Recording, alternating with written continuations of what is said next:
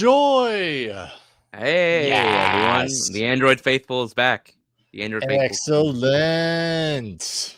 Excellent. Good to see you. Oh, I'm looking at the schedule to see when is the last time I did a podcast with Mishaal. Let's see here. No. I guess it would have been August 20th, maybe? Or we recorded Live the main coverage. I don't know, man. It's been a Yeah. while. It really wasn't that long ago. It feels like it's a long time ago. This is about a month ago. I mean, a lot has happened in the past I month. But believe you me, yes, I know. A lot has happened. Flo, I got to podcast with you not a little bit sooner or more recent than that. I think it was the 26th. Anyways, how are you both? Well, I just had I'm doing COVID, good. so if I'm a little coffee, that's why. I understand. Well, I'm glad at least you're recovering. You've recovered from it mostly, right? Jeez. Thank God for the antivirals. I gotta tell you, Mishaal, like they kept COVID in me longer for whatever it was going on because of all the whatever the heck, it's like chemicals were going on. Whatever it is they do. But like I'm back to like walking my 1.5 mile, walks. Like, and do you feel better not than like before? I'm not going full, but I'm just really Yeah. thankful because the last time I had COVID, I had to cover the Apple event 3 days after I had finally tested negative, and I almost fainted and fell down the. You guys know how everybody like walks down that long stairwell to like get into the deep cavern of the concrete building. I think, yeah. Yeah, so it's about three stories, 3 flights of stairs. It's very deep. I got so lightheaded that I had to like my vision went, and I had to like hold on to the rail for a second and be like, okay, we can do this. It was really bad. It was really bad. Well, I mean, after all that resting, then to like get back out in the world, it does kind of take. Well, it was also 2022. Earlier variants, they were a lot stronger. It was pre like all the boosts, so that was like. True. It was like a gnarly, but still, it's been tough. And it's and I'm a little coffee, and I'm sorry if I'm a little like I still got stuff going on. Oh, I well, think I just sound better. You sound okay. You sound good. Thank you. I'm also drinking kombucha, so we're partying hard tonight. Woo! I kind of wish I was drinking something other than water because today's been a day. So I'm going to drink more water. You know what I've Nothing wrong with drinking water. You always got to drink more water. No, it's delicious. It's true. Everyone listening, take a sip of water right now. Tis good. Fine. I gotta brag a little bit because right before the show I broke my monitor downstairs. So that's right. Yeah. I did something really stupid.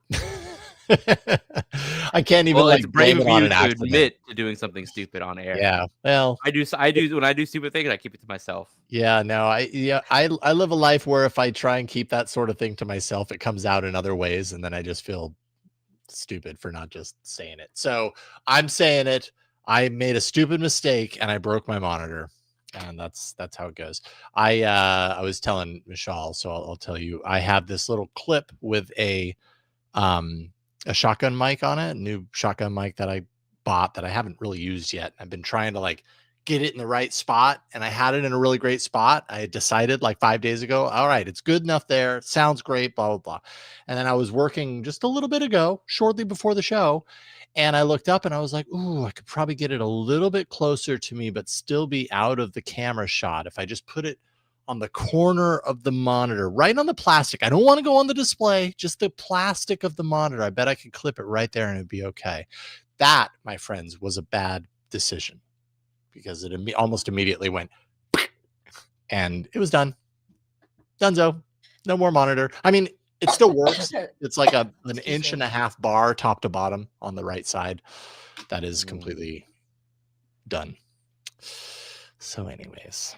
Moral of the story, don't put too much pressure on displays. Yeah, because let me tell you, it did not take much. Like, like those clips go hard. And I thought I was being really careful because I didn't want to do that. I was like, I bet if I just get it on the plastic on the edge, just this like, I just did that. There's no undoing it. Okay. So anyways, Well, I got one of the super mid-tier Samsung gaming monitors for it was like a little less than 300 on Amazon, and Yeah. Yeah, it's not even really the cost of replacement that bugs me as much because it's going to cost me $200-300 to replace it. Not the end of the world. I can do that. It's just like this is a monitor that I bought like maybe 3 years ago, 35-inch wide LG monitor. It's a great monitor. Great, it was in perfect condition until I totally destroyed it. And so to think about this gigantic thing just completely useless now because of a stupid mistake, and like, what do I do with it? Like, if I knew that I could give it away to someone that would actually do something with it, like for parts or whatever, great. But I'm afraid that like it it's just ends up in a e-waste now. landfill. It's e-waste, Yeah, right? Exactly. e-waste It's just now. a shame. If you It got space, sucks. maybe you can turn into a second monitor that's like mounted vertically, like a vertical monitor. That's not a horrible idea, actually, because I could put the broken part at the bottom or maybe the top because okay. I'll think about it. Maybe there's something that can be done there. I don't know. It's You could just a also bummer. just do an art installation and have make some really cool piece of art, and then just have it display on the monitor, and then put the monitor in the hallway and Yes, or I could do like a Banksy thing on it where the broken thing is there's like something superimposed on the top of it, that kind of breaks the it's what do like they say? somebody Breaks the breaking third wall. capitalism or something. Yes, Yeah, exactly. it could be very subversive. Ooh, wow, this Um, could be the right time for this. I think maybe that's a possibility. I've been thinking about a lot of stuff like this because I'm so wanting to be creative with tech stuff and the tech aesthetic. Yeah. So I've just been coming up with these silly I art like it. things. I mean, at the end of the day, it's not a silly suggestion. There are probably things that I can do with it.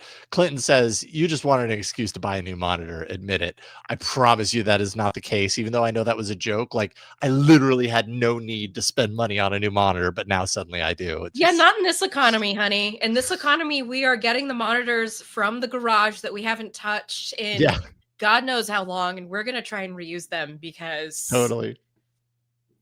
Because you know what? It's free monitor. I don't have money, honey. I mean, if it was a year ago, I'd be at the Twit studio because it was shutting down, and they had literally a room full of monitors.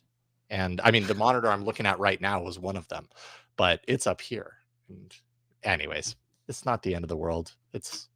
I will be fine, but it just sucks. It's an annoyance, and it's a very destabilizing way to start. Yes, just an annoying thing to happen. Yeah, another annoying thing to deal with. Another annoying thing to deal with. Exactly. Like I want a day where there's no annoying things to deal with. But you know what's the good part of today? You know what's the great part of today? What? This show? Android Faithful. Aha, yeah, that's right. Because right now I'm staring at a perfectly good monitor, 2 of them in fact, and I'm ready to do a show. Are you guys ready to do a show? Yeah, I'm ready to do the show. All right, for show.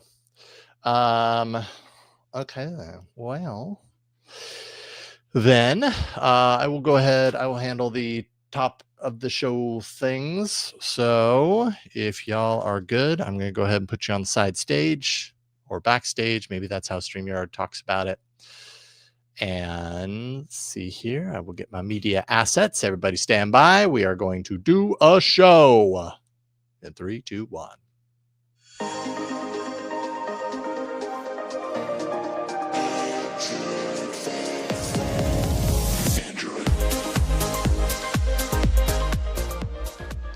What's going on, everybody? Welcome to yet another episode of the Android Faithful podcast. We are your weekly source for the latest news, hardware, and apps for the wide, wide world of Android. I'm one of your hosts, Jason Howell, joined by Mishaal Rahman and Florence Ion. Hello. Oh, yeah. How's it going, you two? It's good to see you both. Going good. Yeah. How is it going? Yes. I got nothing exciting or bad to report. Unlike Jason, who had some unfortunate things to talk about pre-show, and Florence, who's recovering from and thankfully recovering. Exciting to share. hold on, You do. guys. I have something exciting to share. Please do share. I had Yeah. enough Google Store Play credit that I pre-ordered myself some Iris Pixel 2A buds, or whatever you want to call it. Iris 2A, whatever. Pixel. In Pixel Iris. Buds Buds 2A. 2A. Pixel Buds 2A. Is that In purple. how the order that we say Nice. them? Okay, that's awesome. You had enough store credit. Wow. how'd you Oh, get that? That's awesome. I still have store credit, honey. Oh, dang. I still got some stuff in there. So right now I'm just holding on to it because You I just bought the never know. Pixel 10 Pro. So I got Ah. and I have Google One, so they give you the money back and all that stuff. Right on. So I got to figure out what else I'm going to spend it on. Okay. And we Pixel talk, Buds you know, 2A. This is a solid. That's a little trap. That's a trap they get you in with store credit. You're like, oh, I got this money. I have to spend it on something. You know, it's like a nice little discount, but then you keep spending more. Right. You get 2/3 of the way there and you're like, oh, well, but I do want this thing. So now suddenly you're spending a third that you weren't going to Do spend I really before. need new earbuds? No, I'm like, I don't need new earbuds. I'm not buying them. I don't know. I think the Pixel Buds 2A probably a good pick. I think so. Probably I a good didn't pick. need them. They're going to just live in my purse forever. Because Yeah. when I need ANC, like they'll just be there. There you Right. go. I don't even have to spend that much money. And I'm so happy that everybody has ANC at the under like 150 price point or Oh, isn't wherever it we're at right nice? now. Now it's so standard. Yeah. Even bad ANC is good to have. It's better than no ANC. Better than no just ANC. Totally. Just being able to like mute the world a tiny bit is just Which incredible. is unfair to say in relation to Pixel Buds, because I've actually found Pixel Buds ANC to be pretty darn strong. I've liked it personally. I think they're good, but I don't know that I've checked out the 2A series because that's the latest one, right? I would like to Latest A share series. something else. I know that we didn't, I didn't talk about this with you guys beforehand, and I'm just kind of riffing here.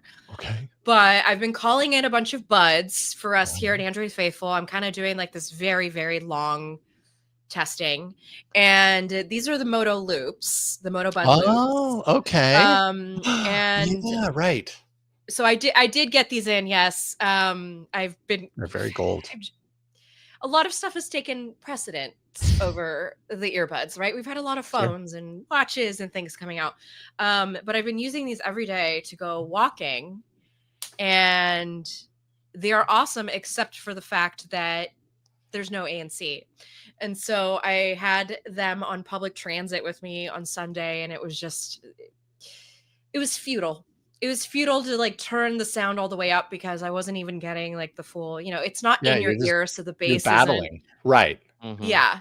Yeah, the ones that rest on top of the ear, definitely not good for those environments. What is puzzling to me is that some of those, God, I tested some recently that were like that. I have to rack my brain to remember what they were, but they claimed nothing. that You try the nothing ones?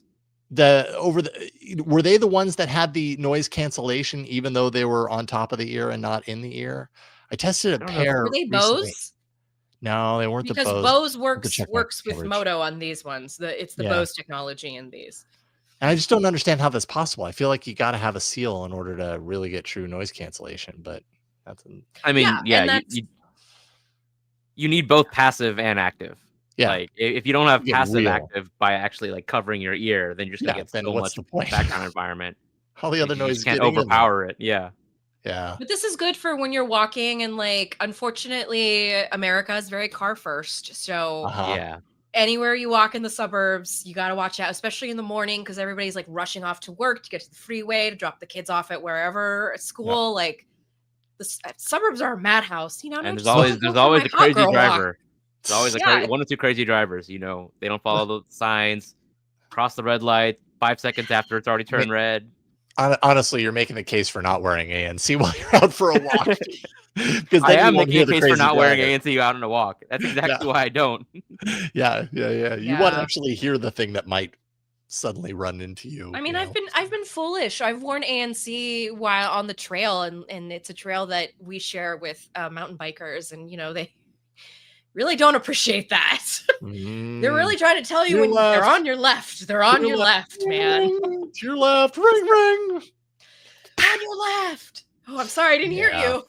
Yeah, I think I've been there once or twice. Anyway. Hey, those of you watching and listening, did you notice that there was an extra episode in your feed? We've been playing around with this a little bit lately. When we have an interview lined up for the show, we're like, why don't we make it its own episode? And that way our news episodes stay our news episodes, and interview episodes can be kind of like a bonus. And that's exactly what we did last Friday.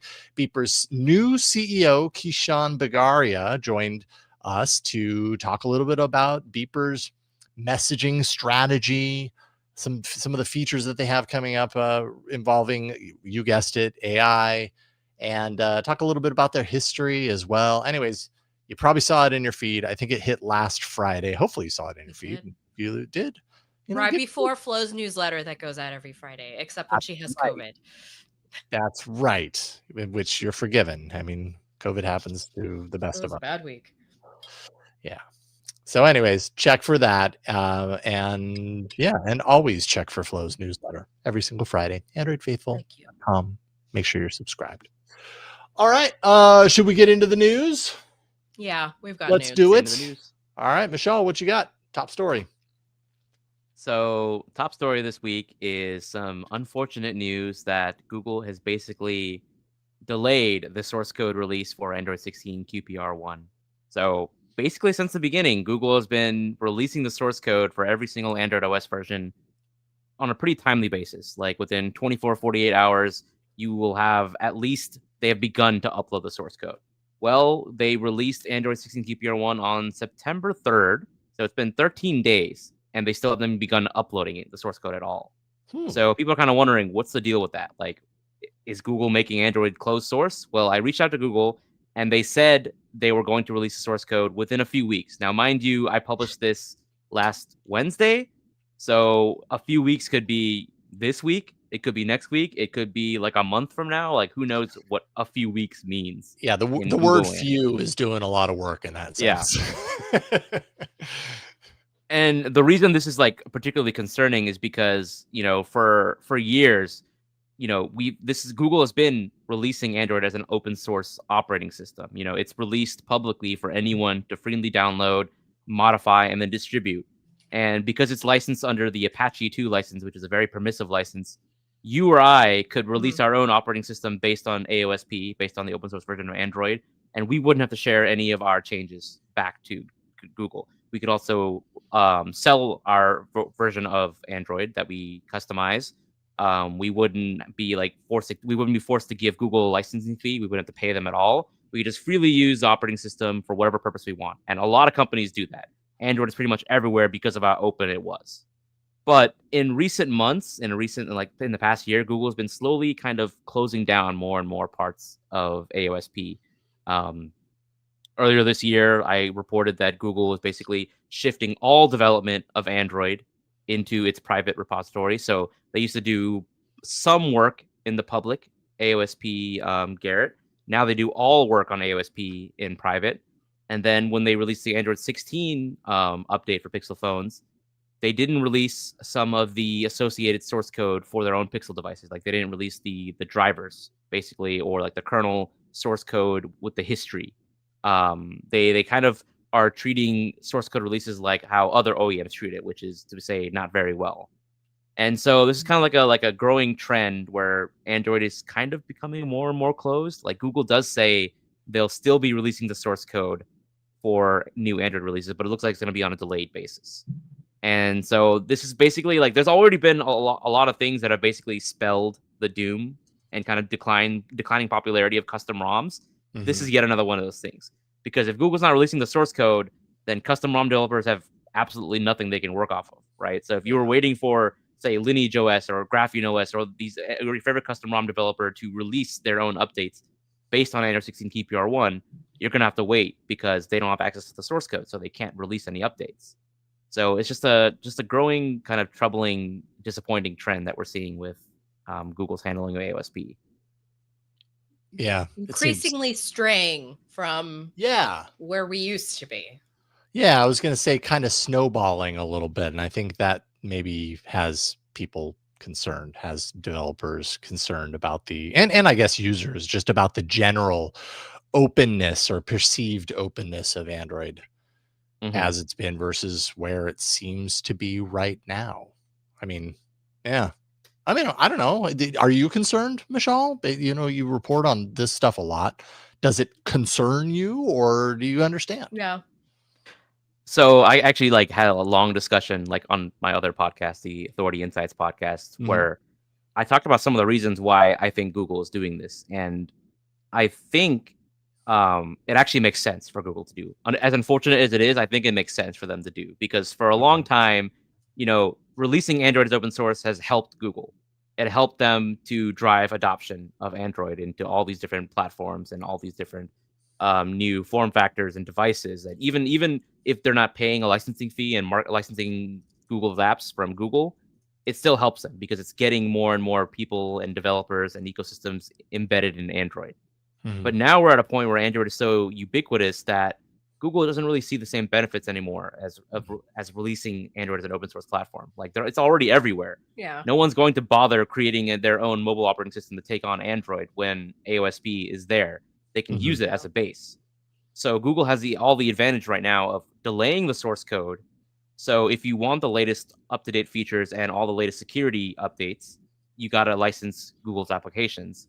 But then at the same time, like since they're already so ubiquitous, releasing the source code continues to help its biggest competitors because you know we already see Meta, for example, they're the OS for their Horizon, their Meta Quest series is based on AOSP. Amazon's their Fire, the operating system that they release for their tablets and their TV platform is based on AOSP. So like two of the biggest tech companies in the world is using Google's open source work, which is, you know, that's the idea behind open source. Anyone can use your project. But, you know, Google strategically, it's not really helping them as much as it used to. But like there are still, that's why they're still seeing some versions of Android that are open source, like Android Automotive. Google is playing on the back foot. Like they need to drive adoption. They need car makers to actually use Android Automotive. That's why Android Automotive is open source.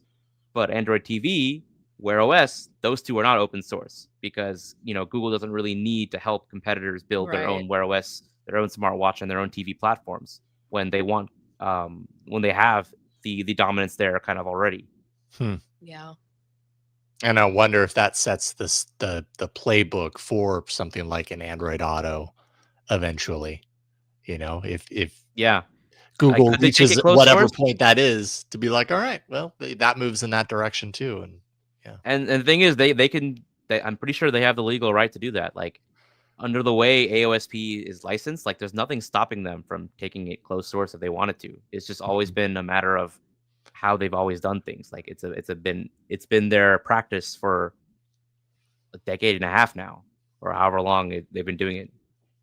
Okay, so many people who follow and listen to this show are ardent, you know, in many cases, kind of lifelong in the realm of smartphones, anyways, fans and users of Android. Many of them would probably admit that one of the things they love about the platform is its openness, especially when you compare it against other competing platforms like iOS. Is this the sort of thing that pushes them away? Or and if it does, like where on earth do they go? That's, you know, in the mobile smartphone world, where can you even go that's any more open and widely accessible the way Android is? And I guess it's nowhere, which is part of the reason why Google doesn't feel like it needs to stay close to that original mission if it doesn't want to, right? Yeah. I Doesn't mean, have to. if your reaction to this is I'm gonna switch to iOS, which is even more closed and always has been from the beginning. Yeah. Did you really care about the openness of Android in the first place? Yeah, totally. Right. Like if you actually care about it, then like the best thing you can do is to, I guess, try to put pressure on Google to change to reverse its practice, which I'll be honest, probably won't work. Or to like actually switch to like an open source platform, which is very difficult and something most people won't be doing. So yeah. Honestly, for most people, it's not going to really impact their day-to-day use of Android, but it is for those of you who are enthusiasts of open source software, it is an unfortunate trend to see. And I mean, we have seen it. Like we have seen the DNA has been changing bit by bit over the past couple of years. It's been very obvious as a user what's going on.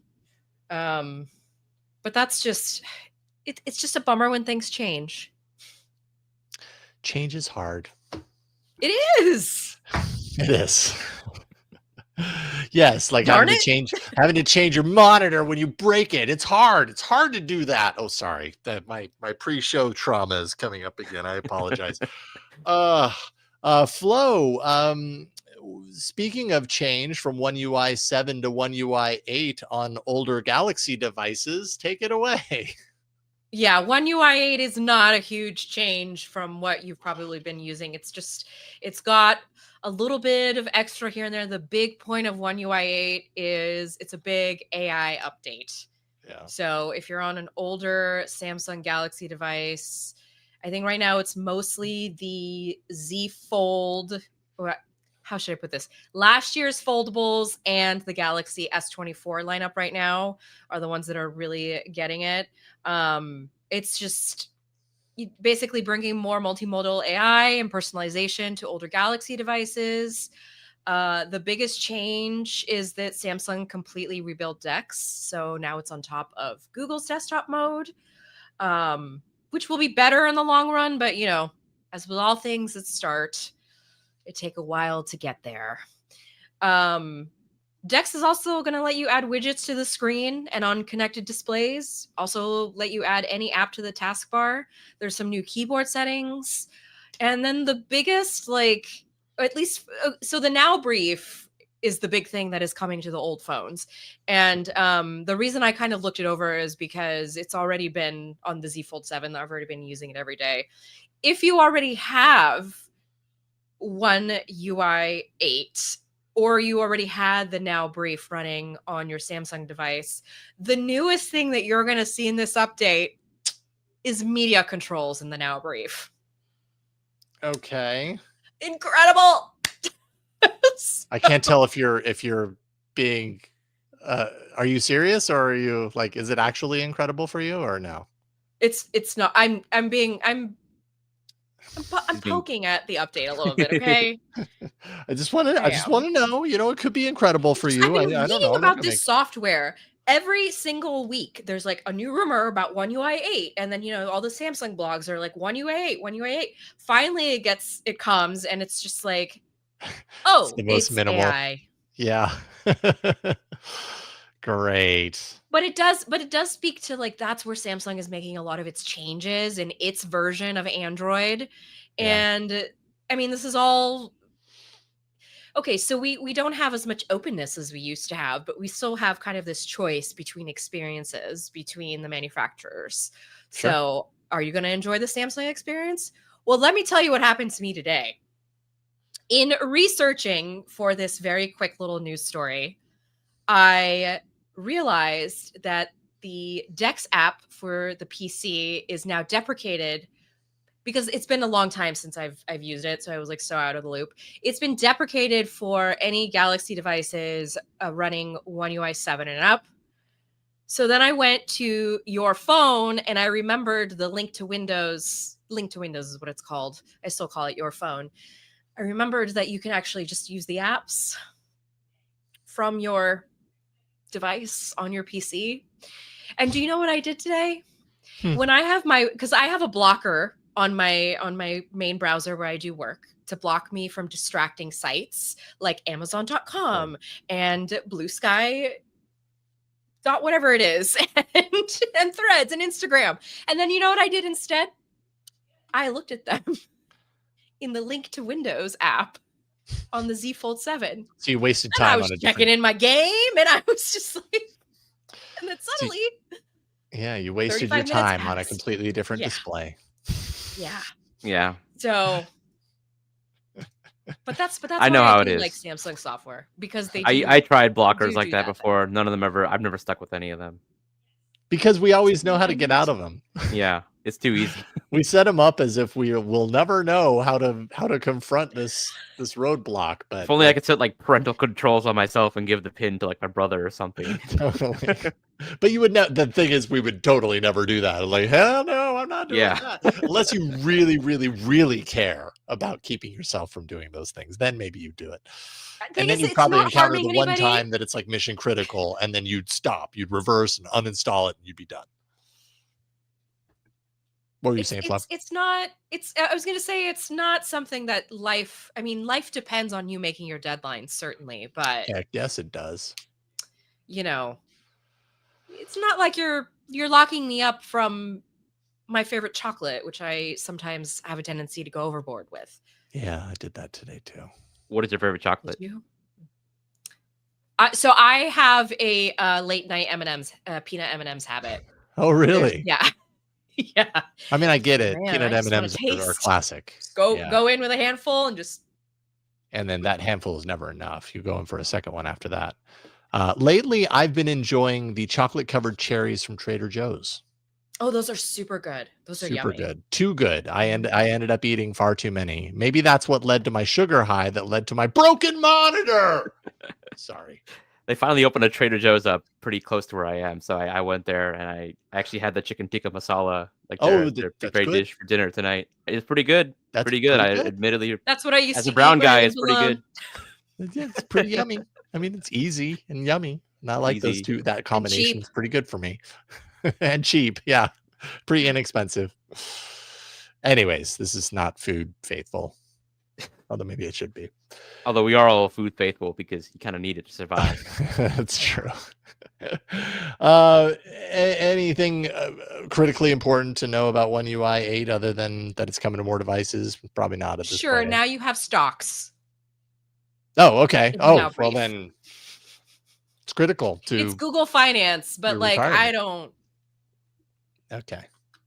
Yeah, I that don't doesn't bother impact with me either. that. I'm not retiring for a very long time. That's the truth. I'm a All millennial. right. We will never retire, but It's anyway. possible. It's possible we will never retire.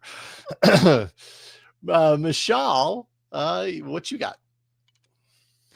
So, in other kind of, when I mentioned earlier that Google is also kind of making security, like they're kind of holding back security releases as well as like the source code. I Right. recently figured out why, and it's because Google has recently switched Android to an entirely new security update model. They're calling the risk-based update system. So, in the past, basically the way security updates work for like the past decade, you would have the Android security bulletin, you would have a public version, and you would have a private version. Mhm. So the public version is the bulletin that goes live. Everyone can see it, and it goes live generally on the first Monday of the month. But that bulletin, in order for it to actually exist, Google actually gives OEMs about a month notice in advance about the vulnerabilities they're going to disclose in that bulletin. And that gives them some essential lead time so that they can actually take those patches and implement it and start testing it and working on updates for them to roll out. But the thing is, a lot of OEMs kind of struggle to keep up with the pace of monthly security updates. There are very few who actually consistently do monthly updates outside of Google. And even those OEMs that do, they generally only do it for like a handful of their flagship models. Most devices get bi-monthly, as in like once every 2 months, or quarterly updates. So, like recognizing this, Google is kind of they're changing Android security update process to where monthly bulletins will still exist, but they won't include every single vulnerability that Google has prepared a fix for. Instead, they will only include, quote, high risk vulnerabilities that Google is basically determined to be particularly dangerous to Android users. These are vulnerabilities that are part of exploit chains or part of exploits that are known to be out in the wild. And so monthly updates will prioritize fixes for those high risk issues, while quarterly security releases will include the vast majority of other security vulnerabilities. And so this is why the July 2025 bulletin was actually empty. Like for the first time out of 120 bulletins that Google done before, the July 2025 bulletin was completely empty. They said there were no security vulnerabilities this time. And that was because Google has switched to this new model, which allows them to potentially release bulletins without any high risk vulnerabilities. In contrast, the recent September 2025 bulletin had, I believe, 119 vulnerabilities, which was like dramatically more compared to the 0 in July and the 6 in August. And that was because quarterly updates are now much more important than they were before in terms of how many vulnerabilities they will now include. Now, kind of the goal with this is to improve basically make it easier for OEMs to focus on high risk issues in their monthly updates, if they choose to roll them out. There's still no mandate for OEMs to roll out monthly updates. But at the same time, like by bundling more of these fixes in quarterly releases, it kind of makes quarterly releases more impactful, which a lot of OEMs are already doing. So it's kind of hoping that, it'll lighten the load on OEMs doing monthly releases, which will hopefully encourage more of them to do more of those monthly releases, while at the same time trying to prioritizing the issues that Google thinks is most important to fix. Now, on the flip side, the problem with shifting to this new approach is that in the past, OEMs were given 1 month heads up on like vulnerabilities that Google is going to disclose in the next month's Android security bulletin. But now under this new model, OEMs are given 3 months head notice on vulnerabilities that are going to be disclosed in the next quarterly bulletin. So, for example, OEMs already know about most of the vulnerabilities that are going to be disclosed in the December 2025 Android security bulletin. Now, the problem with that is this is, okay, I'm going to provide this is a hypothetical risk, but there are tens of thousands of engineers who work across dozens, maybe over 100 companies who have access to the security bulletin, the pre-release security bulletin. Now, technically, it is under NDA, and Google releases it privately to OEMs, but it is such an easy thing to leak. And I can tell you, like, it is. I know several people who have access to it, like, because they work at OEMs. It is not difficult for people to get their hands onto it. And if someone like me could probably ask around and get access to it, then it is very likely that a bad actor who wants to find out in advance before these vulnerabilities are disclosed and get their hands on details of these vulnerabilities, they could do so. And then they could potentially, before that 3-month period and before the vulnerability is widely fixed, they could release an exploit that attacks those vulnerabilities on devices that haven't been updated yet. So that's a hypothetical new risk that is kind of compounded by this switch to a quarterly release schedule. Now, the kind of like a long time. 3 months, but technically it already took a long time for vulnerabilities to actually be fixed. Like in the article, by the way, this was part of my new weekly newsletter, the Authority Insights newsletter. So please read that article because it goes pretty in depth about the security patch process, how it used to work and how it now works. I had a chart that showed how security updates used to work, and there's already a pretty long time between when a vulnerability is disclosed and when it gets patched, because it has to get reported to Google, it has to get triaged by Google has to develop a fix, and then just because a fix has been created doesn't mean it'll immediately go in the next month's immediately available security bulletin, because Google gives OEMs a month notice advance.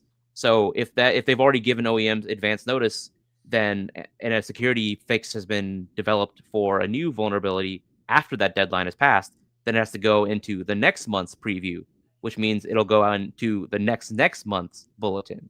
So like hypothetically, it could take 3 months from a vulnerability being discovered to being patched, assuming they even disclose it in that short of a time frame, and Google develops a fix in like 2 weeks. Sometimes it can take months for these steps to happen. Okay. All right. When you put it that way, then it sounds incredibly reasonable. It's easy to look at the headline though and compare it. You know what I mean? As a lot of people do. I'm certainly guilty of it. Maybe not your headline, but the idea that this is something that happened on a monthly basis and now it's going to 3 months. So, oh my goodness, everything's going to be, seasoning out in the hacking world for even longer. But it sounds like we just haven't been faced with the reality of that, even though we've been getting these monthly updates. It's so interesting. I wonder how that's going to impact things, like from a practical standpoint. I wonder what that means for the ability or the I don't know, the motivation for OEMs to implement things faster than they were before. Cross fingers, hope for that. I think we'll have to wait to see, because this is a rather new change. Like I think July was the first month it went into effect. So that's why we saw the change where there were no security vulnerabilities in that month's bulletin. Right. So we'll have to wait and see how exactly it impacts. Yeah. Very interesting. All right. Cool. That's a good report, and I'm happy you explained it because now I understand it a little bit better. So, thank you for that, Mishaal. Want to throw out a quick thank you to those of you who support us on Patreon. Patreon.com/Android Faithful. You are the ones who directly have committed to this podcast. I mean, everyone who's watching or listening has either subscribed or followed or whatever. On Patreon, it goes a step further. Our patrons are literally throwing their dollars to the show to say, hey, I like what you're doing. I want to support you in what you're doing. We've got a lot of people involved. Can't thank you enough. So thank you. Patreon.com/Android Faithful. If you listening want to get in on the action, you can. We've got a lot of reasons for you to do that.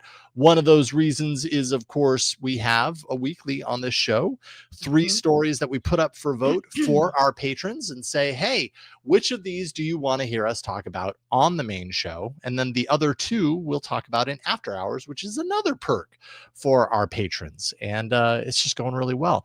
But we allow anyone to submit the art for the patron news pick.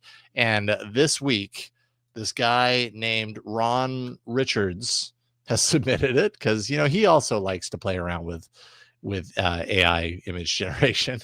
And he wanted to create a bug droid pick. And he also wanted me to point out that let's see here. What does he say? Ron figured out how to make the bug droid pick on patron picks open to the public for everyone to see. So when you go to patreon.com/Android Faithful, you can see it whether or not you're a patron. So it won't be hidden from you until showtime. But nonetheless, here it is. If you're watching the video version, you see a whole stream of robots. And then, of course, looks ominous, like it's like a military, like a dictatorship taking over or something. It's a little frightening, a little disconcerting. But hey, there's a thumbs up patron news pick. This is like a scary future where Android Faithful is ruling the world, literally. It's a little stormtroopery. I'm not gonna lie. It does look kind of like an army fortress sort of thing. Anyways, I'm not going to knock you on it. It's a nice image. It just gives me weird feelings. Let's just say that. Ron, good job, sort of. Okay, 3 stories that you voted on this week. He's yelling at me right now, probably. Hey, you did not want to hear us talk on the main show about a story called "This App Takes My Nothing Phone's Glyph Lights to the Next Level." Only 12% of you wanted us to talk about that, and we will later on After Hours. 23% of you wanted us to talk about Samsung introducing a 3D capture feature for its unannounced Galaxy XR headset. Super interested in that personally. We'll talk about that in After Hours. But what we will discuss right now is your top pick, the one you actually wanted to hear us discuss this week. We now know how Quick Share for iPhone will work, and there's some bad news related to that. Okay. Yeah. What's the bad news? So we know that Quick Share between Android and iPhone is a thing that will exist, and it's going to exist in everything. We've wondered how that's going to exist because it's kind of not only cross device, but it's cross OS. The freeway. Yeah, it's across the freeway. It's all the way over there to iOS devices. Well, it's going to require an internet connection, and that's kind of a bummer because the Android to Android Quick Share implementation does not. It does not require a Google server out in the cloud for the media to go up to and then down to the other device. It's just strictly device to device. Well, in this case, the Android device is going to generate a QR code. The iPhone is going to scan that to download. It's going to transfer that file up to Google servers, encrypted, by the way, so that's good. And then down to the other device. It'll be kept in the cloud on the server for 24 hours, by the way. And it's kind of a bummer. Okay. So when I went to Warp Tour, it all goes back to Warp Tour, doesn't it? Listen, I got a lot of anecdotes from that event, okay? But every morning, everybody would rush to, the big blow up sign that tells you what time all the bands play, because none of this was available online. You had to go there in person, and people would snap a photo And what was happening is there were a lot of iPhone users who were like, anybody want to airdrop? I have it open, like airdrop. So Oh wow, it's so kind of and them. then I had made a comment to this person who passed me by, and I was like, but I have Android, and she was like, oh, that sucks for you. And I was like, no, it doesn't. I'm very fine with my choice. But I am thinking about this situation because what was very difficult at Warped Tour was the cellular service. And the only people that had Wi-Fi were people who paid for VIP. And you only had Wi-Fi within those gates. Like literally you would walk into the gate and then you would suddenly have Wi-Fi turned on. And so I think about how this is going to work and whether it's going to be a frustrating experience. Probably. Yeah. Because this just sounds like Wi-Fi Direct or whatever to me, with kind of like what the Switch does when, you're trying to get some images off of there. Mm-hmm. And I'm, Well, Wi-Fi Direct would be better because it would be directly between two devices. Yeah, that's true. It would be better. That's true. Via Wi-Fi between the two. But Apple would never allow. Apple would never allow that. That's. Yeah. I mean, this also plays to Apple's benefit because Apple loves the. Okay, we'll give you a little just to enable this thing that you really want. You can use the bathroom. It's just 7 buildings away. Yes, and it's filthy. We haven't cleaned it for like 20 days. We never clean it, and we do not put free stuff in it either. So that any iPhone user that does decide to use the bathroom walks in and goes, "Oh, that's right, Android. We've got a bathroom for you, but no perks." Yes. So I will say there's nothing in the article from what I've seen that rules out Google still releasing a quick share client for iOS. That'd be great. Like if they did, that would make it work offline. But the problem with that approach, and probably what Google's been grappling with all the time, is how the heck would they get a quick share client to how the heck would they get Apple users to install a quick share client? Because there's no way they'd be able to get it to all Android users, to all iOS users immediately, right? They would have to either bundle it with one of their, like inside the Google app, for example. And I don't know if Apple would allow that, or they would have to release it as a new app on the App Store. But then how many people would download that? So like this approach would ensure you can share with iPhone users without them having to do anything on their end. But yeah, there'd be a lot of inconveniences and issues with internet connections. Yep. It's time for Google to go harder, okay? What Google should do is say, listen, Apple, we know you need a lot of help with your AI. That's the thing we're doing the best right now, okay? And you want our help from across the freeway. We'll help you with your AI if you let us enable quick share. Wait, hold on though. Hold on. Is quick share the thing? If we could only have one thing that Apple finally acquiesces on, is quick share the thing? No, it would be change the bubble color. Change the bubble color. Ooh, I like. Yeah, this is a good thought experiment. If you could, yes, because Apple. The bubble color is war. I have to say, it's a declaration of war. The bubble color is violence. Green bubble is violence. No, they were so happy that they were having all of those headlines about the green bubbles and all of the stuff happening, in society. And now green bubble is like, it's part of songs and rap lyrics. And it's like, it's constantly referenced. It is integrated. They're happy with what they did. Yeah. Anywho, okay, so not the best solution, though. I think I appreciate your glimmer of hope, Mishaal, that maybe someday there will be a better solution. Maybe, but I have a feeling we might be waiting a while for that. But I hope that happens. Maybe it'll get a little easier down the line. We'll certainly find out. Thank you, Patreon. Patreon.com/AndroidFaithful. Scoot over there and give us some support. And we can't thank you enough for that. Thank you.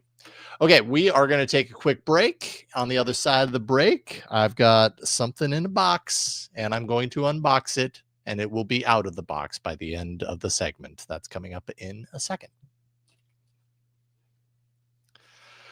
Okay, the fine folks at Infinix sent me a new phone to check out, and they reached out to me. They said, hey, do you want to check out the GT30? And the reason for this is that this is this is like a low to mid-range gaming focused smartphone that released a few months ago in India only. And there was going to be a global release. Well, that global release is now happening. It's not very wide still, Malaysia for now, and they have the intention to open it up to even more markets globally. We'll see what globally means. But this is coming in at around, if you were to put it into US dollars, even though you can't just go into a store and buy this in the US, but if you were to convert this to US dollars, it would be around $200, $222. Really, if you're in India, it's 19,499 rupees inside of this box. I haven't even opened it because it delivered shortly. Isn't that nice? Shortly before came in here for the show. And so I thought, Wait, Jason, before you take off that wrap, we got to talk about that sticker on the front. I've never seen such an aggressive sticker on a smartphone before. Why don't you read it out loud? Use a specified. Please use this specified. No lending, no disclosure. Violators will be prosecuted. What am I doing opening this box? It's a little late for that. I know I'm not a violator. They sent it to me. There's an ocean between you. You'll be fine. But neither of you. Okay, I'll just go ahead and say it. No one on this podcast or anyone else is getting this phone. It's mine for the review process. Okay. All right. Glad I got that out of the way. Yeah, it's important to note. I've never seen that sticker either. That's a little ominous, but I'm going to pretend like it doesn't exist because there's a fun phone in here. Okay. Anyways. Wild. Okay, so it doesn't have any of those little tabby tab things, so that's nice. Sometimes that throws me off. Let's see here. My video is backwards, so it's kind of hard for me. Okay, so what do we have here? This is like I said, like a low to mid-range smartphone, but targeting the kind of gaming side of these mobile phones. And primarily part of the reason for that, or part of the symbols of that, is that it has shoulder controls. Oh, okay. So you can see that little shoulder control thing glimmering in the light, that one as well. These are two areas of the phone that are basically pressure sensitive. So when you're gaming, you can push down on those and they act as separate buttons, kind of like a standard like gaming controller might be. We'll go ahead and take off the sticker that has a bunch of information on it. Okay. Throw that over there. You can see the back of the device has it's got a very multi-layered kind of quality to it. Very glimmery, totally giving gaming smartphone vibes. Oh, that's so cool how that thing right there just kind of like appears and disappears. Very PC-ish. It is. Kind of looks like it looks like a PC, like a gaming PC. Like the way the ROG phone tries to do the thing. Totally. Okay, well, I do like the camera too, by the way. It's very, very kind of mute. Very muted. Very small. Yeah, feels like a reasonable size. If I'm putting it up against the Pixel 10 Pro, which is what I have here, not the XL, it's a slight bit larger than that.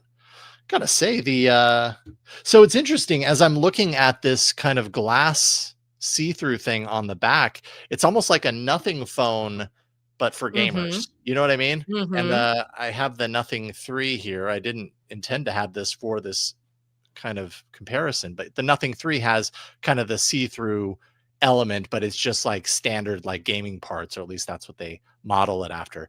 This has a very similar approach. I don't know if this is glass or plastic. I'll have to look that up. I'm guessing it's probably some sort of a plastic layer here. Feels pretty sturdy, but the inside is very gamery, very flashy, angular.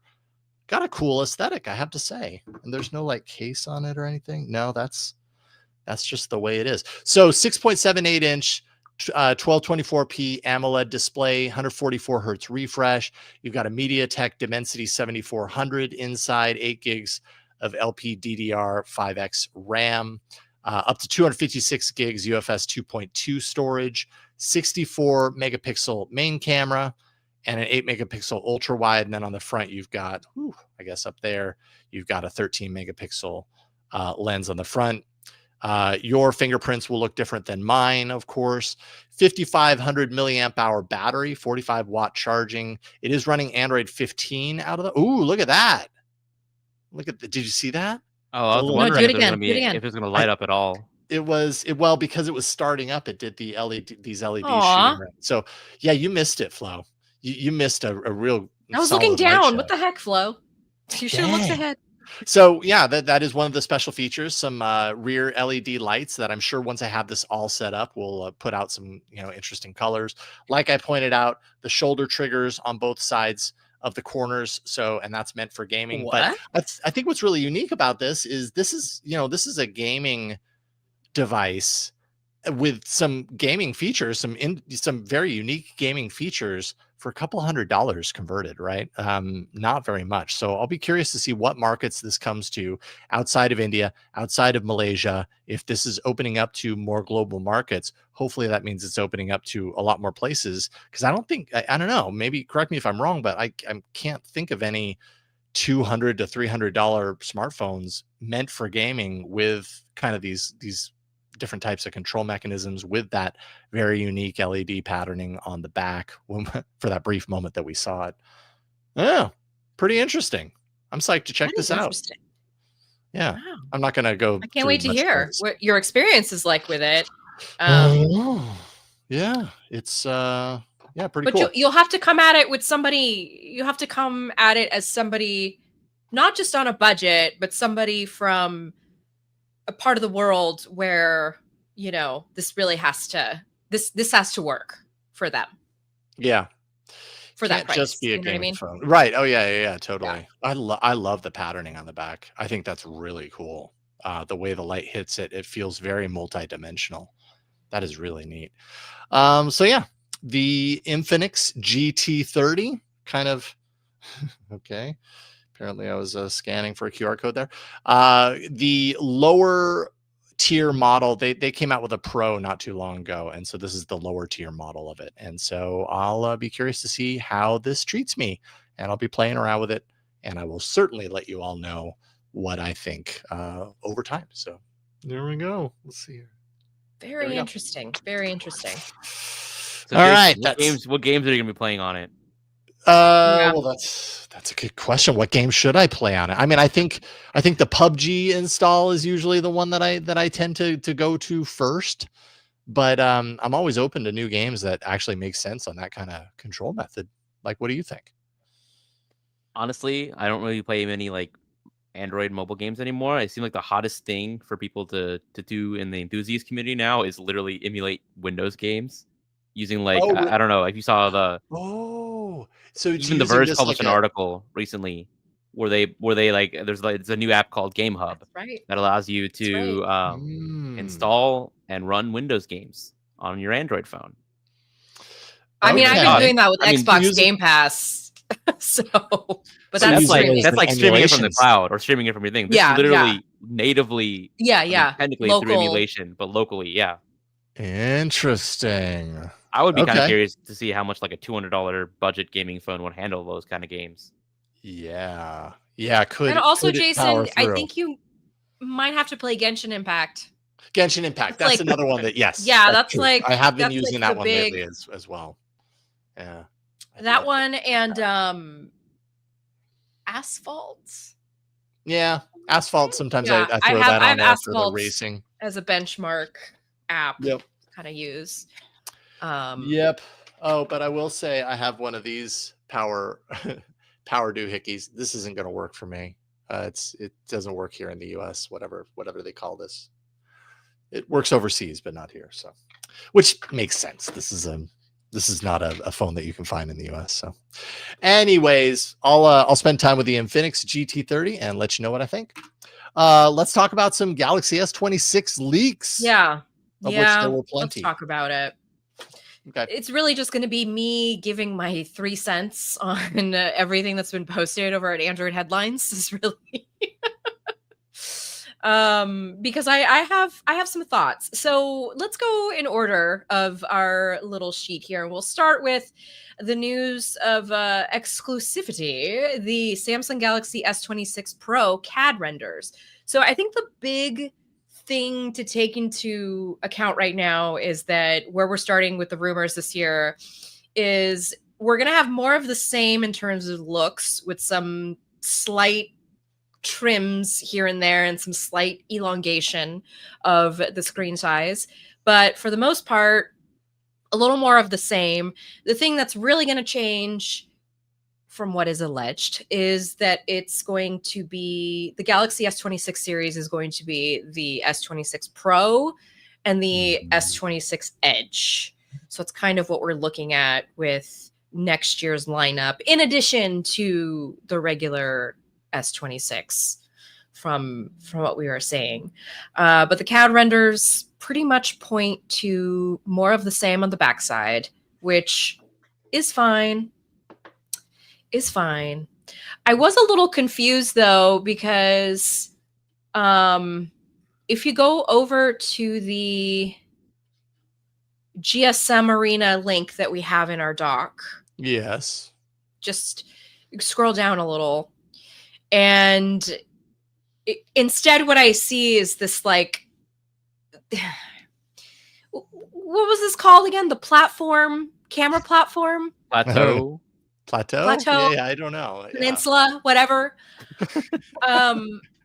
Yeah, I was a little confused. So I'm still trying to understand these. I guess the pros are the ones that are going to have the 3 lenses, and then the regulars are going to have this situation, which is a lot like the iPhone 17. I don't know. Yeah.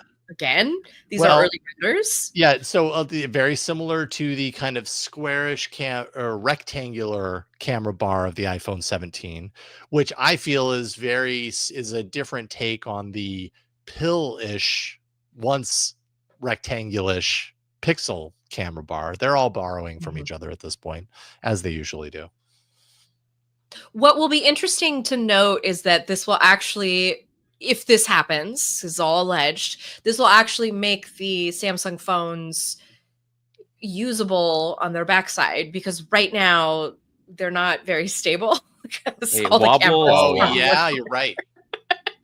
Although the camera's probably going to protrude a little bit more than the bar, but it's going to make it a heck of a lot better than if it's just the camera dropped. Yeah, like this. phone. Because you just have the camera. That's the only thing protruding from the back. It wobbles a ton.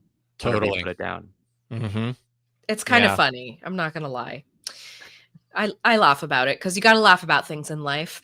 Android Headlines is also allegedly confirming, because again, nothing in my mind is confirmed until it comes out of the mouth of Google. Sure. That the S26 Pro display will measure around 6.3 inches, which is a really far.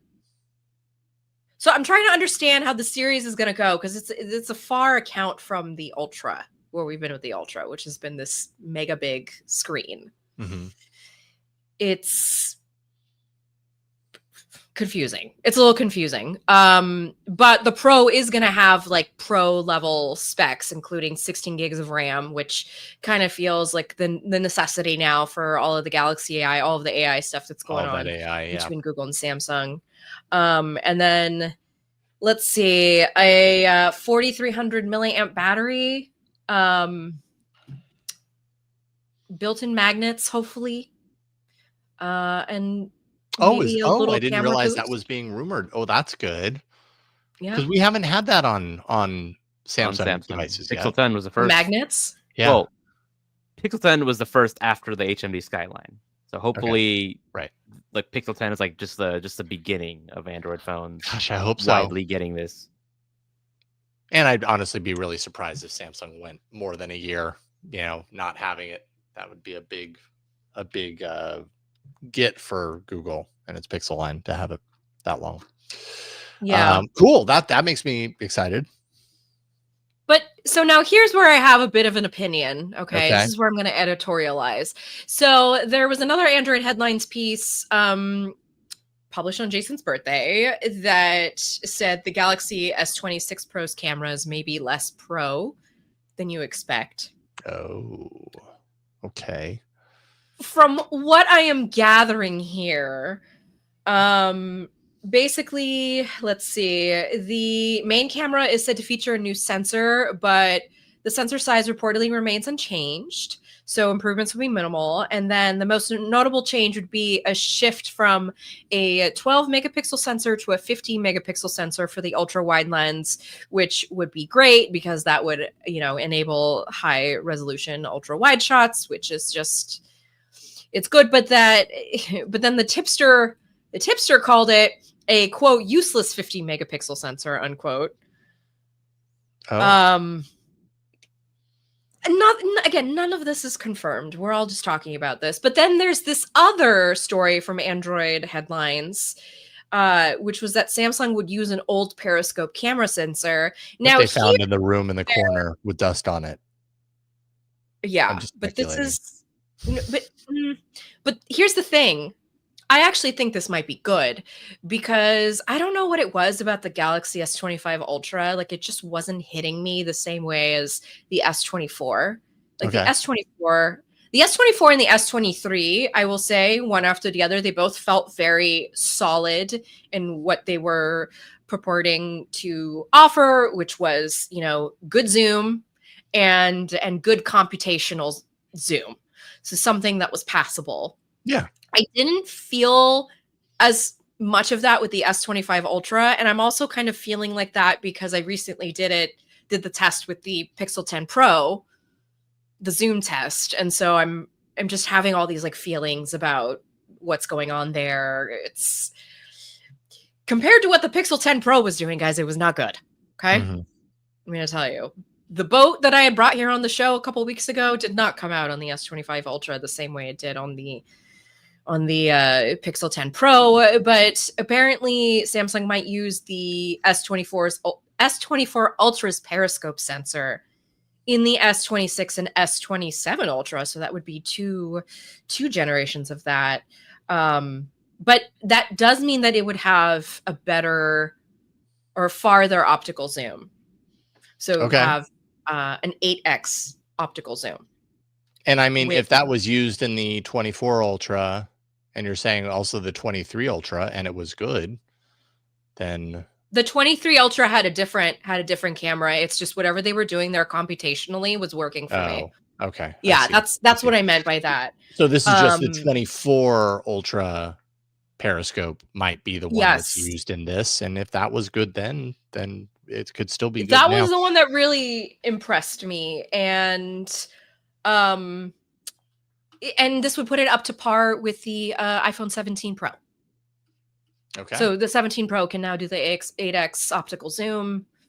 That was like the big thing. I know Apple's also claiming it's computational photography. It can do all this stuff, but we'll find out, I'm sure, soon in all those reviews post. Yes, we will. So any day now, probably.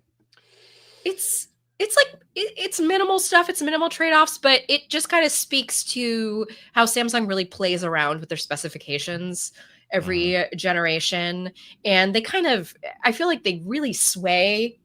They're not as incremental as maybe Google would be. Although Google definitely takes a long and slow approach for upgrading their cameras. It seems they spent so many years on the same camera system. It seemed like, it's also interesting seeing companies like kind of toy around, like where is the sweet spot when it comes to zoom cameras, right? We had a generation of Samsung, they actually had a 10x periscope zooms, but then they went to 5x and 3x, and then now you're having like the debate on which lens to use and like what other zoom camera should be added to the phone. Is like, where is the sweet spot? What are the magic numbers we all want to have, like the actual optical numbers we want a phone to have? Yeah.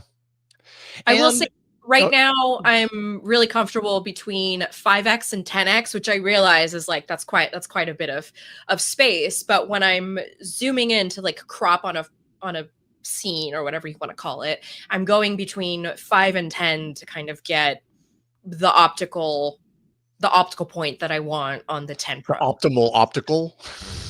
Yeah, I know. We have one more. I hear you on that. Before we move on, just about the Galaxy S26 Pro and S26 Edge, they're apparently going to be offering the same charging speed as their predecessors, which I have always appreciated, like Android's charging capabilities. Like we've got it good with charging. I'm very happy with that. And it's not going to be as great as, you know, what maybe OnePlus and Oppo are doing, but that's why theirs is proprietary. Indeed. Well, Indeed. it's only going to be a couple of months before we know probably everything else that there is to know about the S26, because it usually leaks quite a bit. It's right after Christmas. It's right Samsung after time. right after CES and all Yep. that. So it's not going to be very long. Yep. You know what? We don't have to wait a couple of months to find out about. Because we're going to find out tell about me. it now. The new chipsets from Qualcomm and MediaTek. Now, Jason, before you show the next story, I want to ask y'all. Okay, so Qualcomm last year, they announced the Snapdragon 8 Elite, right? Their new SoC that has a new Orion CPU, their custom CPU. So they redid their whole Elite branding around that. What do you think the successor is going to be called? If you were to just make a guess. Dang, Snapdragon 8 Elite, what do you think the next gen is going to be? I mean, it could be Snapdragon 9 Elite, or it could be Snapdragon 8 Elite Gen 2. Well, apparently it's going to be called the Snapdragon 8 Elite Gen 5. Now, this is going to be a little confusing, but it kind of makes sense, but also Qualcomm's blog post is just so it's cringeworthy, honestly, if you read the marketing speak in it. But to break it down, basically, okay, we had the Snapdragon 888, and then in 2021, Qualcomm unveiled their Snapdragon 8 Gen 1. They wanted to simplify their naming scheme, so they introduced, like, they dropped all the numbers after the 8. They just have the 8 series, the 7 series, 6 series, and then just a generation number. So Snapdragon 8 Gen 1, then you had Gen 2, then you had Gen 3. You didn't get Gen 4 because that's the year that Qualcomm decided, okay, since we're having our new flagship Orion CPU cores, we're going to completely change the branding. We're going to name it the Elite, Snapdragon 8 Elite. But now we're back with this year. Instead of calling it the Snapdragon 8 Elite Gen 2, as you might expect, they're going 8 Elite Gen 5. Now, the reason why is, honestly, if you read Qualcomm's blog post, it doesn't make any sense. Let me just read some of the words they think. Like, okay, was there a change in your naming strategy? Nope. This is simply an unprecedented moment in our roadmap. Snapdragon 8 Elite was introduced last year as a new tier within our premium lineup, making unprecedented performance gains. As a first of its kind, it debuted as a standalone platform. Our naming reflects a combination of factors: performance capabilities, launch timing, and how each platform fits within our broader portfolio. So while the naming may look new, it's actually a continuation of our established framework, one that evolves with the technology it represents. Blah, blah, and then they say, think of it like this. Gen 5 isn't just a number. It's a signal that this platform leads the family forward. This doesn't tell you anything. Okay. It doesn't. Yeah, it doesn't say it's just like the most bland corporate marketing speak I could think of. But I think the reasoning why they're kind of rebranding this is okay, you had the Snapdragon 8 Elite, but you still had the Snapdragon 7 series without the Elite branding. You have the 6 series of the Elite branding, and those are already on Gen 4. And coming up soon, they'll be on the Gen 5 tier. So I think maybe there might have been some confusion. Maybe Qualcomm did some tests, like studies, where people were thinking the Gen 5 of their Snapdragon 7 series and their 6 series, people maybe thinking about those better than their 8 Elite. So maybe they're trying to align all of their tiers to Gen 5 so that it's clear that, okay, no, their 8 series is better than our 7 and 6 series because, you know, they're all on the 5th generation. Technically, it is true. Technically, the Snapdragon 8 Elite Gen 5, it is the Snapdragon 8 Gen 5. Gen 5. It's just they kept Elite on. They added an Elite label to it. And because they dropped the Gen in the last number, in the last generation, it's kind of really confusing the continuity. But it technically is the 5th generation of their 8 Gen series of chipsets. I mean, the funny thing is, based on what you've explained here, is that they made this like shift in how they name these things to clarify their marketing around it. And then when you have to post an entire thing, it like, okay, yes, they usually have to make a blog or a post, like a PR post when they announce the new chip. But when you spend half of the post talking about why you named it the way you did, you've probably like totally defeated the purpose of the original name strategy to begin with. Because anyone is not. Most people are never going to read this. They're just going to look at it and they're going to scratch their head and do what we all do, which is like, man, why do these companies name their things so stupidly? Even though it makes sense to you, it's almost like the PR arm of Qualcomm was handed this little pile of poo, and they were like, make this look like gold. Okay, we'll do our best. It would be nice if they stick with the consistent naming scheme, but I guess they got to pick with something that makes their latest lineup stand out more. Yeah, I guess so. It stands out, that's for sure. And speaking of exactly that, Xiaomi they are announcing the Xiaomi 17 series. Now, this will be confusing to you because the current model is the Xiaomi 15 series. So what happened to the Xiaomi 16 series? Well, this is not a situation where like the number 4, they typically companies in China skip over the number 4 because it sounds like the word death. I don't think Xiaomi has publicly explained why they're switching to 17 this year, but I mean, because it's 2017. It makes perfect sense to me. Oh no, it's not that. There was another phone that launched recently, the 17 series from a certain company based in Cupertino. That's true. Maybe that has something to do with it. Maybe something to align with it to like have the kind of differences people compare. Oh, Xiaomi has a Xiaomi 17 Pro and a Pro Max, which is also something new they're doing this year. They didn't have a Pro Max model before. So I think clearly they're taking some kind of direct inspiration and competitiveness with Apple here.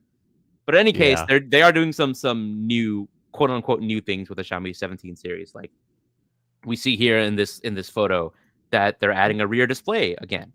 This is something they used to have with a Xiaomi 11 Ultra way back a couple of years ago, but now they're reintroducing a display on the rear. I don't know what they're going to do with it, but to be fair, like it's been a long time. There's a lot more they've done with it. They now have flip phones that actually have rear displays, so there's probably a lot more they can build off of and show on the rear display of this new Xiaomi 17 device.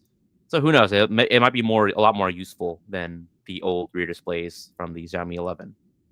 And other than that, this will be the first phone with the new Snapdragon 8 Elite Gen 5 chipset. Right. And it'll supposedly have a massive 7,000 milliamp hour battery in the standard model and a massive 7,500 milliamp hour battery in the Pro Max model, which is just substantial. It's just huge.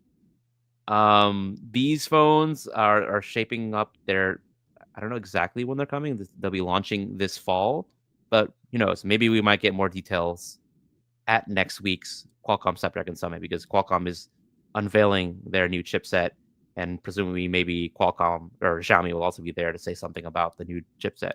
Mm-hmm. And speaking of next week, MediaTek is also, they're going to be announcing their MediaTek Dimensity 9500 flagship processor on September 22nd, which is actually a day before the Snapdragon Summit. So the competition's heating up right now. We're getting not intentional at all. Definitely not intentional, lining it up a day like that in advance. Oops. Sorry, Qualcomm. Didn't mean to beat you to the punch. Or get there before the oxygen is pulled out of the air by Qualcomm. Ouch. I mean, seriously, probably. Although, 2 nanometer processor, that's not insignificant. So interested. Okay. Well, there is plenty that we will certainly have to talk about then next week from these events. And the machine continues to churn. That's right. Lots of churning going on. All right, we're going to take a quick break, and on the other side of the break, we're going to close the loop on a piece of Android faithful / all about Android lore. We can finally put it to rest. I'm going to show it to you. How's that for a tease? Coming up next. All right. So first of all, let's talk about Gemini Nano Banana, because apparently a lot of people are really having a great time with it. Google, did this Nano Banana release a couple of weeks ago. It's their latest kind of image editor, generator, whatever you want to call it. And I don't know, have you all played with it? Because it's pretty darn good. I have to say, like, it's pretty fun to play with, and it gives you much of the time, it gives you exactly what you're looking for. Asking me to use it, and I I talked to you guys before we went live today about what I've been doing with AI, so I'm kind of steering clear of images for now. Yeah, understandable. Except if you've ever wanted to see yourself as an action figure, there is a kind of a viral prompt making the rounds right now. And if you put that prompt into Nano Banana and then you feed it an image, it comes back with an image similar to this on The Verge by author Robert Hart, who, it gives you like an action figure version of the photo you uploaded. It gives a version of it in like a packaging, and then on a monitor in the background, it's like a CAD rendering of it. Doesn't get it right every single time. I played with it before showtime because I wanted to see if I could get us there into action territory. And so it did put us there. We are action figure-y, although this still kind of looks like photos. My God. But yeah, there we are. It's weird. Interesting. Hold on. Definitely Mishaal's proportions are not right. I love how it has me, by the way. It has me extending up. Yes, you are on your tippy toes. I'm taller than you all, which is just the truth. And I really like my shoes, even though they weren't in the original image. I like that it put boots on Ron. I like that it pegged Ron for a boot guy. Anyways, this is a prompt that's going around right now, and it's a lot of fun too. When you get it right, it's kind of a cool image. The proportions are a little strange, but it's an action figure, right? So maybe that's kind of like the cartoonish quality of things. We can blame it on that. But the thing that we can close the loop on is, if you remember, many, many years ago at Google I/O, Google showed off on stage a picture. Actually, I have it on my I remember, phone. honey. I was there. You were there. We were all there. You were there, and you were there, and you were there. So they showed off this picture on, let's see here. I'm sorry, I'm wrangling technology right now. At Google I/O, they showed off this picture of a kid standing, at a baseball stadium, or not stadium, but in front of a home plate, and a chain link fence in front of the kid. And Google teased with a little animation, which I forgot to get, that coming soon would be the ability to remove the chain link fence. And everybody, maybe we were all there for that I/O, but I remember everybody in the audience was like, ooh, because we just hadn't seen that before. We were like, wait a minute, how are you going to keep the integrity of the image and remove the chain link fence? It felt truly like magic. And over the years, they'd give us different little solutions to try and do that. And I tried to hack it, when Magic Erase, or there was a thing probably like 3 or 4 years ago where you could draw your finger over the things and it would erase it. I guess the earlier version of Magic Erase, and the resulting image, which now I wish I had pulled it, looked all sorts of funky. Like every single drawn thing, that the fence was removed, but didn't look nearly natural. Well, now with Nano Banana integration, into Gemini and everything, I'm in Google Photos. We're going to close the loop on this right now. So we've got the image, the same one from Google I/O. I'm going to say remove. Here we go. Moment of truth. Chain link fence. I'm typing sideways, so I'm slow. Hit go. Got it? It's going to think about it. And I bet you it's going to pull it off. And boom, we can finally zoom in. It won't let me. There we go. I think you can. Yeah, pan with 2 fingers. Pan with 2 fingers. There we go. Chain link fence removed. No big deal. We can finally put this one to bed, ladies and gentlemen. Why didn't they do that? Like, have that be the headline for this? They just didn't think of it, I'm guessing. Maybe most people have long forgotten about that video, and most people wouldn't care. But I remember it because I was in the audience when it happened. And I was like, oh my goodness, that's so cool. And that became the target that I had on my wall that I kept shooting at, and it kept failing. I know we referenced it every single year for a long time, and the show continued to reference it. Totally. And now Android Faithful continue to reference it, and so this is the thing. This is the benchmark. Your colleagues at Android Authority, of course, Mishaal, Joe, and Rita have an extensive article on removing fences from Google Photos with Help Me Edit, and each and every time it gets it right. So finally, Google, you nailed it. Oh, that one's actually Best really place impressive. to try it is at a zoo. Yeah, totally. Oh yeah, right. I did a couple examples of like photos of animals behind cages, and it works really well. Yeah, this is like, and you don't need a Pixel 10 with the Help Me Edit feature in Google Photos. No. You can just use the Gemini app, and then Nano Banana inside of it. Amazing. Amazing. Example after example of fences being removed. That almost looks like a fake I'm just they image. really That's crazy. they really anyway. It's your They loss, really Google. Yeah, You coulda they leaned had an in. opportunity. They had an opportunity. They could have capitalized, but they did not. It's all right. Anyways, I give them, thumbs up for making it finally happen. It just took a long time. So there we go. All right, and Mishaal, round us out in apps. And another thumbs up to Google is they are finally trying to fix the issue that they caused with the themed icon mishap. So when Google introduced support for themed icons in Android 13, they made it opt-in, which means it's up to developers to actually add support for theming their app icon. And a lot of developers chose not to do so for various reasons. It's not particularly a difficult thing to do for most applications to create a monochromatic version that can be themed, but a lot of companies just might not be fans of doing that because they want to make sure their app icons stand out. They like the color and the branding associated with that. They want to have a consistent brand logo look across their app, across, wherever else they might show their logo. So there's various reasons why applications haven't adopted support for icon theming.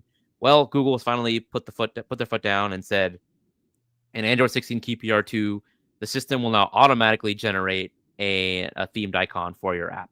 So if you don't want the system to potentially generate an icon that looks really bad for your app, you should go ahead and create one right now for yourself. So Google's kind of putting the pressure on developers to create an application, a monochromatic version of their app icon. Before Google rolls this out. Strong arming. Google's strong arming it potentially. Google and another is thing basically they did, strong arming and saying, yeah. Even if you don't want to do it, we're doing it. So because Apple already did it. Apple, to their credit, paved the road for it. Like Apple's basically already rolled this out in iOS. Like they can theme any application regardless of whether the developer supports it or not. Yeah. Wow. Interesting. But the other thing that Google did is actually they kind of made it legal, like fully legal for you to theme and then show off modified versions of app logos in screenshots and screen recording. Because technically, you're not, some brands, since they have the trademark and the copyrights and stuff on all their brand logos and everything like that. Yeah. If you were to take their logo and make modifications to it, technically you might not be allowed to share that online, show off modified versions of the logo. Right. A lot of companies don't really go after you for that, but you technically shouldn't be doing that. And like even Google, their brand guidelines say, do not do this. You are violating our trademark. So Google is basically, they've changed the developer distribution agreement that developers agree to whenever you distribute apps on Google Play. They have changed it to where now, if you want to distribute an app on Google Play, you have to agree to give users a license to theme your app icon. So basically, if you distribute an app on Google Play, you are allowing users to theme your app icon. Like there's no opting out from that anymore. So it's basically like paving. It's like Google crossing their T's and dotting their I's and making sure, okay, no brands can get upset at us for this change anymore, because if they want to distribute on Google Play, they have to abide by these rules. Okay. So just one quick thought is I have spent time living with monochromed icons. I can't do it. Everything looks too similar. It really slows me down. I ended up having to switch over. I don't know how you do that when you've got a ton of apps on your phone and everything, but wow, did it slow me down. I think it's definitely not for people who have a ton of apps put into like single folders. For people who like aesthetic home screens, and they will have like only a couple icons or something. And they know where to go for the certain thing, and because your apps, they're not themed in the app drawer, right? I think it's only on the home screen. Yeah, no, they are themed in the app drawer. Yeah. No, I guess it depends on the launcher. It depends on the phone device you're using. Yeah. And second, I just want to throw out this quote from Willie. Says, "It'd be a shame if your logo looked like crap." Yeah. Gangsters over there at Google. All right. Well, there we go. That's interesting. I wonder how if Win was on, we'd ask her the question, how do you as a developer feel about being strong-armed into having a monochrome version of your app logo? Maybe we'll ask her next time she is on. Okay. Well, that is our app news. We have one amazing email to read that I did not import, so I'm going to quickly do that right now. But Mishaal, if you want to go ahead and get started, I'll catch up with you because it's a long email. Yep, it is a long email. All right. So this email comes in from Jeff from Knoxville, Tennessee. He wrote in to say, on a recent episode, a comment was made that Android has a very real problem with malware. I often see headlines from various sources about Android's massive malware problem and write them off as misinformed clickbait. But when podcasters I followed for years and respect mention it, I feel like I have to ask why. I've carried an Android phone since Cupcake. Most of my immediate and extended family are longtime Android users, as are roughly half of my friends. Some are technology experts who love to tinker, others can barely turn their phone on without help. Some sideload, the vast majority don't. In more than a decade, not a single Android user I know has even ever contracted Android malware. I can only speak to the Western markets, maybe more developing markets where third-party app stores are pervasive, it's a bigger problem, but I cannot find a single person who has ever actually encountered Android malware. I found lots of articles claiming it's everywhere, but no articles where the author had actually been affected by it. If it's so prevalent, there should be lots of stories out in the wild about how someone was duped and what they did to recover, but there's not. I've read a variety of reports on the subject, but those are almost always put out by security companies who stand to profit from the idea that Android users need protecting. In relation to this, there's lots of talk about the new requirement to sign sideloaded apps and how this will curb this apparent pandemic, but at least in the US market, sideloading is such a niche thing that only a tiny sliver of Android users will even notice. If I had to guess, the percentage of US Android users who have sideloaded apps would round to 0. I'm sure it went up with the release of Fortnite, but it's still tiny, which is why Amazon is shutting down its failed app store. If the Android malware problem is primarily in developing markets, then this app signing in the US market isn't going to affect that anyway. One report I read cited a significant amount of Android malware in Turkey, but if I understand correctly, the new signing changes aren't even targeted at this market. Can you please stop talking about Android like it's some cesspool of malware? Now, if you have solid data to show I'm completely wrong and my sample set isn't representative, please educate me. I've read the blog posts and studies, and I still believe this perception is wildly overblown, fear-mongering, and/or manipulative marketing. Love you guys. I always look forward to the next show. Thank you, Jeff, for writing in this long email from Knoxville, Tennessee. I mean, I agree with pretty much everything that Jeff says. I think it's hard, right? Because to say that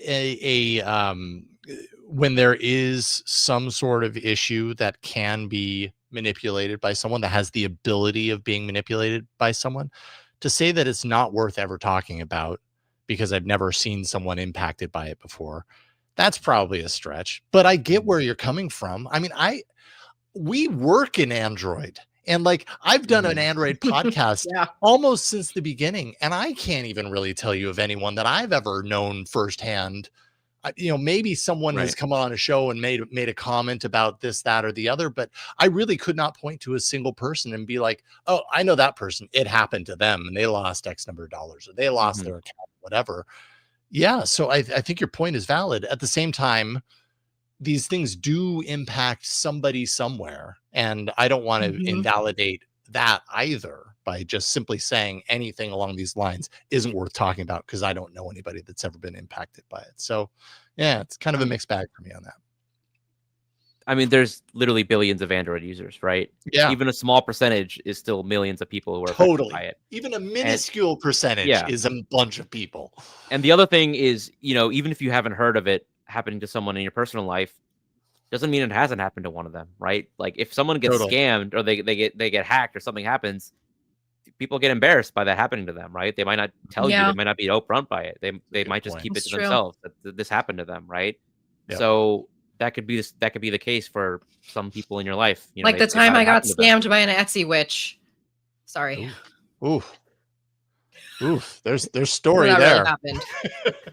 Really do we want to open that can of worms or? No, we don't. No, we don't. It's very embarrassing for me. It's very. I was out $75 after that. It was very embarrassing for me. Well, Also, apparently I'm cursed. So well, it's very embarrassing to me that I made the stupid mistake that resulted in a broken monitor just 15 minutes before showtime. we all feel So stupid. we all make mistakes. We all do stupid things. Hey, like I said earlier, you're brave for admitting that on stream, Jason. I would have just like not mentioned it. I did something stupid. I kept it myself. The more I admit it, the less power it has over me, Mishaal. Exactly. Oh, great it's something way. I've learned in the last few years. Anyways, it's a thought-provoking email for sure, and I'm sure other people who read that or heard us read that from Jeff in Knoxville have thoughts. If you do, contact at androidfaithful.com. Share it, because I think this is I'm super curious to hear what other people think along these lines as well. I think there's really, really valid points in there, and it could really go both ways. So, Jeff, thank you for sending that in. With that, we have reached the end of this episode of Android Faithful. If you are jonesing, though, if you're like, no, come back, the show can't be over. Well, I'm happy to tell you that the show isn't over for some of our patrons, because they get after hours, which is a whole bunch of other stories, including the patron picks we didn't select for this evening. Samsung introducing a 3D capture feature for Galaxy XR headset. Also, Nothing Phone's glyph lights taken to a next level with an app that I have installed on my Nothing Phone 3. But we're talking about some other stories as well. There's glasses coming at Meta Connect that look a heck of a lot like Google's Project Astra. That's going to happen tomorrow. How Pixel and Android are bringing new levels of trust with C2PA content credentials. Mishaal's going to talk about that. And a rope wristlet for Pixel phones. I'm excited about that. That's, honey, I gave that to you because I knew you'd be excited. Thank you. I saw that and I was like, oh, Flo's going to love this one. So we want to hear all about it. Anyways, that's coming in after hours. So see, the show isn't over if you are a patron. So head over to patreon.com/AndroidFaithful and check it out. Mishaal, what do you want to leave people with? If you want to find out what's happening in the world of Android, you can follow me on various social media platforms. All the links are in my link tree.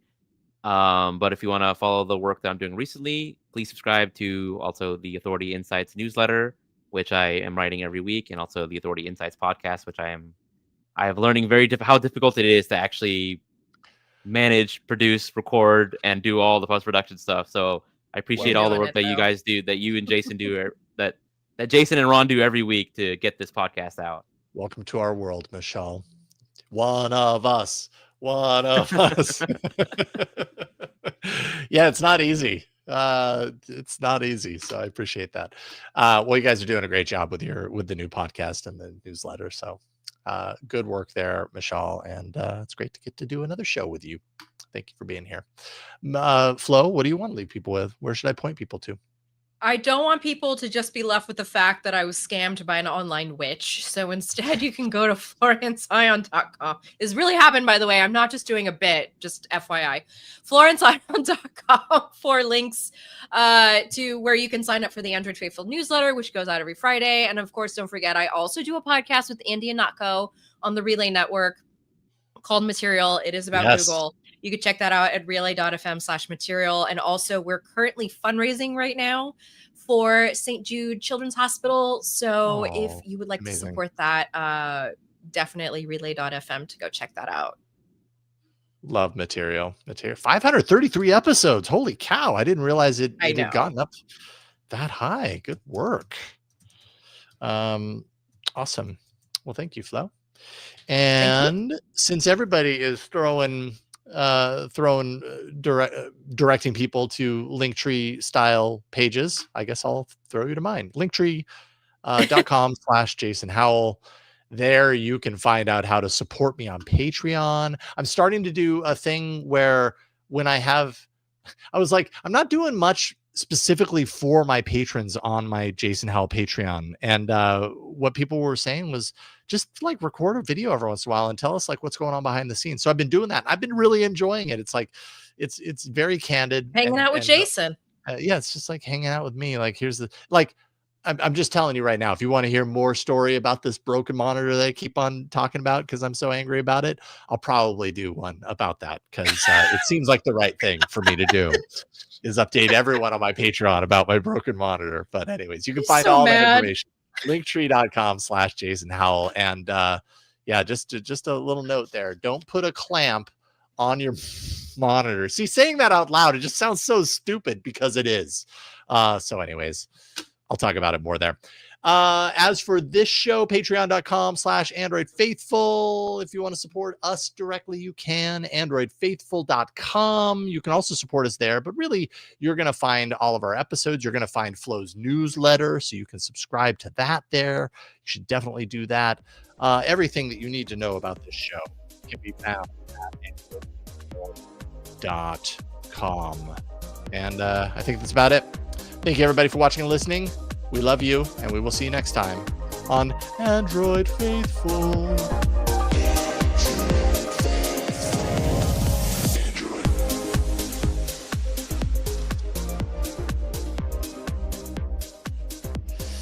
Okay. And you know what? We're like 5 minutes over our target time. So great job, y'all. We did good. af.showbot.tv if you want to vote for your favorite title for the episode. Right now, the top voted title is Crouching Android Hidden Source Code. That is obscure. I don't even think we said that one, but I appreciate your creative direction. Your creative metal. Yes. Not so open source. Something to that. Don't miss the RBUS.